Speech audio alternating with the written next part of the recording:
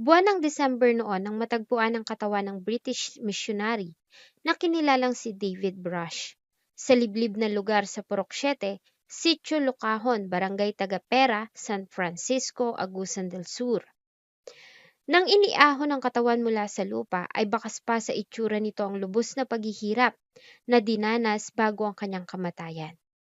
Nakatali ang mga paa at kamay nito ng kadena at bakas sa naaagnas na nitong katawan ang mga sugat na kanyang tinamo dahil sa natanggap na pagpapahirap.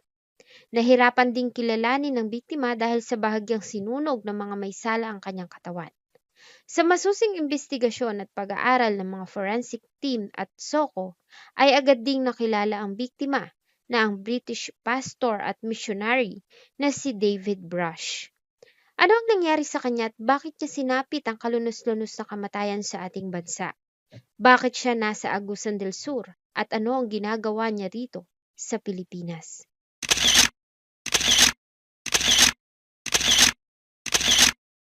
Bago ko po ipagpatuloy ang ating kwento, sa mga bago po sa channel ko at nais sa mga ganitong klase ng kwento ng krimen na nangyayari sa loob at labas ng ating bansa ay maaari pong pakipindot ang ating subscribe button at notification bell para ma-notify kayo pag may mga bago tayong upload na videos. Si David Brush ay pinanganak noong 1945 sa Warrington, Cheshire na matatagpuan sa hilagang kanluran ng Inglaterra. Ang kanilang pamilya ay nagmula sa angkan ng mga magsasaka. Ang pangunahin nilang pinagkukunan ng hanapbuhay ay ang pagtatanim at pag-aalaga ng mga baka na siyang pinagkukunan nila ng gatas na ginagawang keso. Ayon sa mga nakakakilala sa pamilya, ay sadyang taglay na ng mga magulang ni David ang pagiging matulungin at lubos na mapagbigay sa kapwa. Bagay na minana ni David hanggang sa kanyang paglaki. Nang makapagtapos ng pag-aaral ay nagtayo si David Brush ng isang computer repair company na may kinalaman sa kanyang kursong tinapos na electrical engineering. Habang nagtatrabaho, ay iniukol din ni David ang kanyang panahon at mga ekstrang oras sa pananampalataya bilang isang ministro ng Runcorn Independent Baptist Church sa kanilang lugar sa Cheshire. Kasama sa pananampalataya ay dito niya na rin nakilala ang unang babae na kanyang pinakasalan na si Veronica Brush. Ikinasalang dalawa at biniyayaan ng dalawang mga anak na pawang mga lalaki. Ayon sa report, si David Brush ay isang idealist na tao na naniniwala na lahat ng tao ay may taglay na kabutihan sa kanilang mga puso. Dahilan kaya naman madalas itong mabiktima ng mga panloloko. Sa kanyang pangangaral at pagtulong sa mga kapwa niya Kristiyano, ay marami ang nakakakilala kay David Brush. Hindi lamang sa kanila kundi maging sa ibang bansa at ibang lahi. February ng taong 2002, ang noon ay 57 years old pa lamang na si David Brush, ay nakatanggap ng email sa isang pastor. Ang nasabing email ay imbitasyon para bumisita si David sa kanilang simbahan na matatagpuan sa Mindanao. Bagamat alam ni David Brush na ang Mindanao ay red zone area para sa mga katulad niyang dayuhan, ay pinaunlakan niya ang nasabing imbitasyon. Sa kagustuhang maipamahagi ang pangangaral ng Kristiyano sa lugar na alam niyang puro Moro at Muslim ang nakatira. Alam niya din na kabi-kabila ang mga dayuhan na dinudukot at pinapatay sa Mindanao. Ganun pa man, ay tinungo ni David Brush ang lugar noong August ng taong 2002.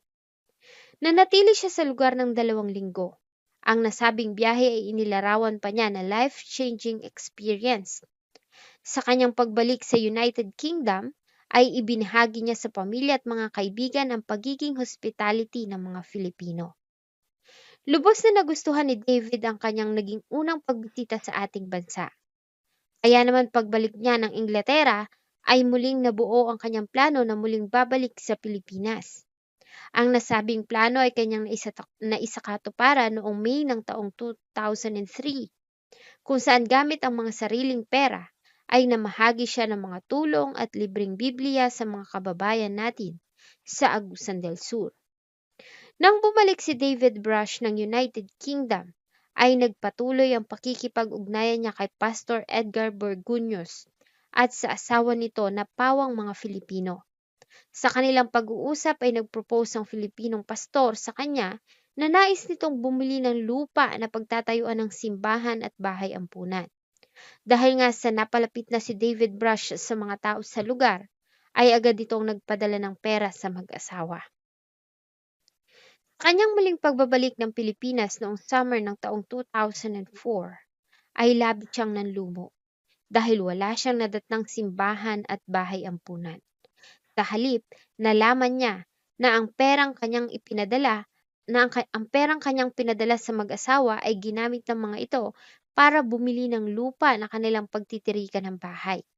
Nang malaman na naloko siya, ay agad na nagsampa si David ng kaso laban sa mag-asawa. Ayon sa kanya, ang mga taong manloloko at sinungaling ay hindi niya tinuturing na kaibigan. Sa kabila ng dinanas na kasawian ay nagpatuloy si David Brush sa kanyang layunin na makapangaral sa Agusan del Sur at dito niya nga nakilala ang pamilya Batalyer. Kalaunan ay nakilala niya rin ang noon ay 19 pa lamang na dalagitang si Annalyn Batalyer. Ayon kay David, sa kanyang diary, na ang ina ni Annalyn ay nagtatrabaho sa isang local Pentecostal church sa Agusan del Sur, na siyang naging daan para makilala niya rin ang dalagitan nitong anak. Naging malapit ang dalawa at sa tuwing may lakad si David, ay palagi siyang pinasasamahan ng mag-asawang Batalyer sa kanilang anak na si Annalyn. Dahilan kaya naman naging lubos na malapit ang dalawa. At naging subject din sila ng mga mapanghusgang mata ng mga residente doon. Naging usap-usapan noon na may relasyon ng dalagita pa lamang noon na si Annalyn at si David Brush. Gayunpaman ayon kay David, ay wala iyong katotohanan. Dahil ng mga panahong iyon ay kasal at nagsasama pa sila ng asawa na si Veronica. At para nga mabawasan ng usap-usapan ay kusa itong lumalayo sa dalaga. Ganun pa man sa isang salaysay ni David sa kanyang diary na napasa kamay ng mga investigador, may pagkakataon noon na kinailangan nilang magpalipas ng gabi sa isang hotel. Ngunit nagulat siya nang malaman na 2 silid lamang ang binuk ng ama ni Annalyn. At ayon sa kanya ay sinabi nito na silang dalawa ni Annalyn ang umukupa sa isang silid. Bagay na mariin niyang tinanggihan dahil inakala niya noon na baka sinusubukan lamang ng mga ito ang kanyang dignidad. Nang bumalik si David Brush ng United Kingdom dahil sa kanyang madalas na pagpunta sa Pilipinas, ay nagkaroon sila ng di pagkakaunawa ang mag-asawa. Dahilan para iwan siya at mag-file ito ng diborsyo. Sa pagbabakasakali na maaayos pa ang kanyang pamilya, ay nanatili si David sa Inglaterra. Subalit sa kabila ng panunuyo sa asawa, ay naging buo ang desisyon nito at tuluyan na ngang nag-divorce ang mag-asawa. Ang kabiguan sa paghihiwalay nilang mag-asawa ang nagtulak kay David Brush para muling bumalik ng Pilipinas at kalimutan ang problema. Sa kanyang pagbabalik sa Pilipinas ay tuluyan nang nahulog ang kanyang puso sa batang Pinay na si Annalyn Batalyer. October 7, 2006, 2 taon makalipas ang divorce nila ng unang asawa, ay nagpakasal si David Brush at ang noon ay 22 years old pa lamang na si Annalyn Batalyer. Idinaos ang isang magarbong kasalan sa isang provincial training center malapit sa bahay ng pamilya ni Annalyn sa Agusan del Sur.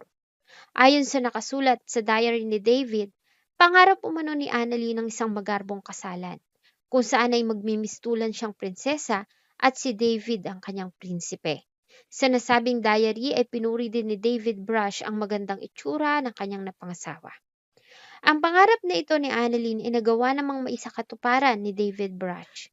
Kasama ang pamilya ni Annalyn, mga kaibigan at kapwa niyang mga pastor ay matagumpay nilang naisakatuparan ang kasalan. Matapos ang kasal noong November 9, 2006, ay bumalik si David Brush ng England para ayusin ang kanyang mga naiwang trabaho sa Runcorn Independent Baptist Church. Ganon din ang kanyang 2 anak dahil sa plano na niyang manatili at permanente nang manirahan sa Pilipinas kapiling ng asawa. Subalit ang pagsasaayos ng lahat at paghahanap ng papalit sa kanyang posisyon ay sadyang komplikado at tumagal higit pa sa kanyang inaakala. Sa kabila ng malayong pagitan ay maayos naman ang relasyon ng bagong kasal hanggang sasabihin sa kanya ng asawa na nais nitong makarating ng England.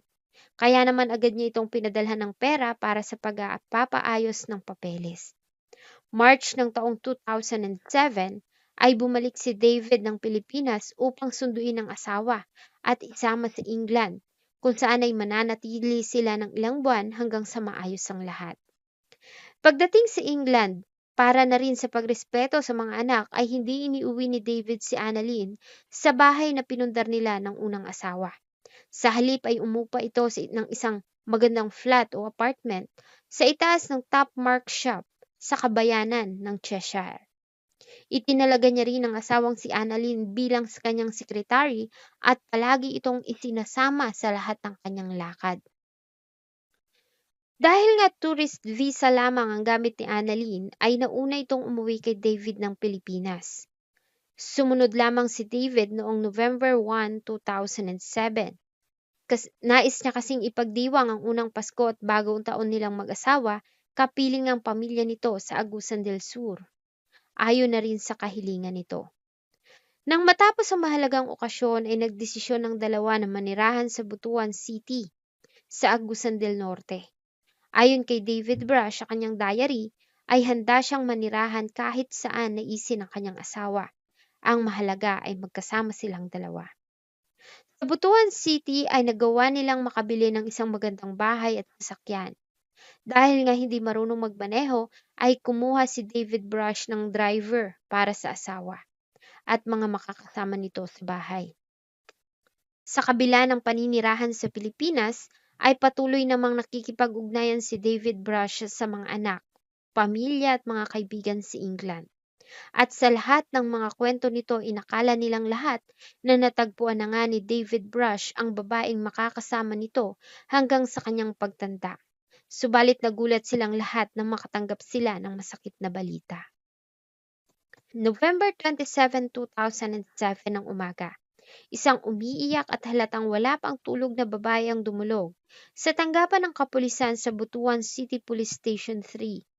Ang nasabing ginang ay nagpakilalang si Annalyn Batalier Brush na residente ng Purok 4, Barangay Libertad, Butuan City.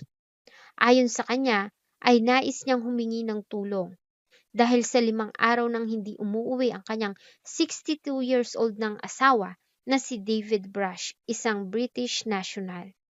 Ngunit nagtaka ang mga pulis dahil sa kabila ng ginawa nitong paghingi ng tulong, ay nakiusap ito na itago muna ang impormasyon habang kanyang sinusubukang hanapin ang asawa.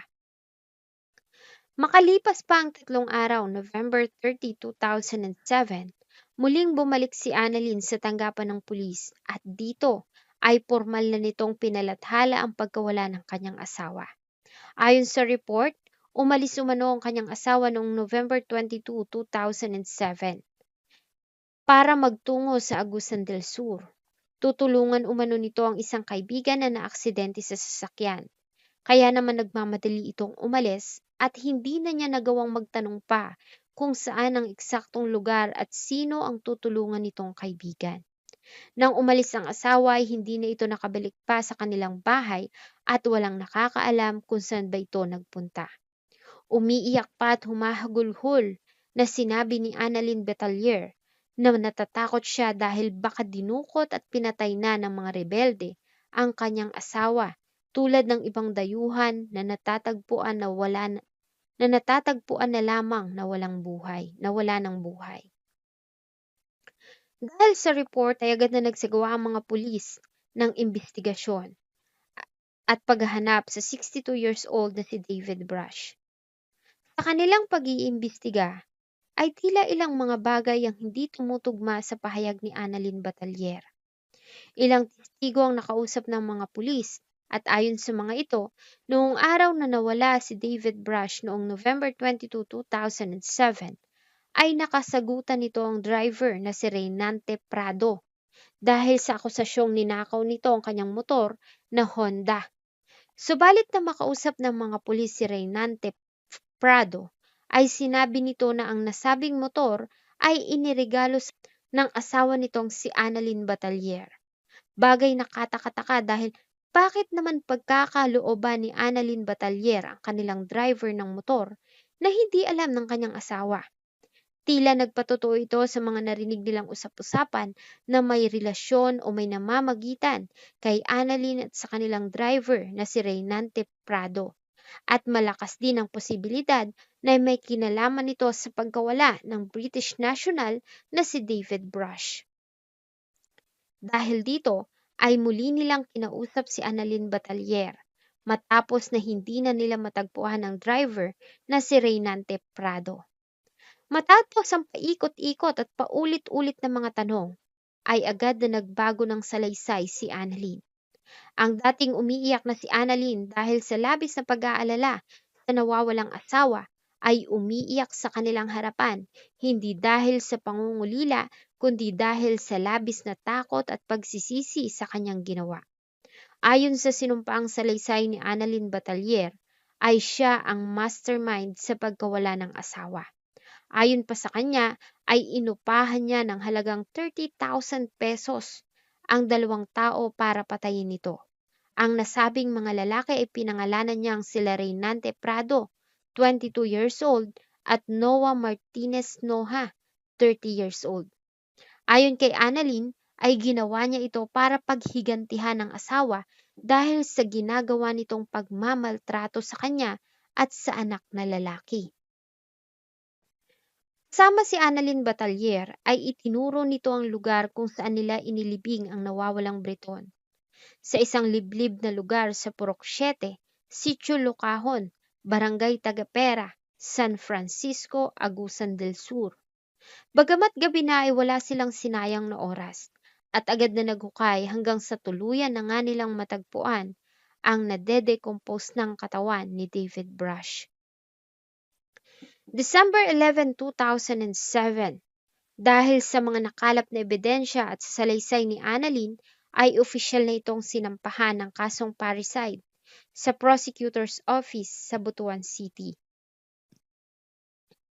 Si Reynante Puerto Prado naman at Noah Martinez Noha ay sinampahan din ng kasong pagpatay. Si Annalyn Batalier ay kasalukuyang nakapiit at pinagbabayaran ng kanyang ginawa.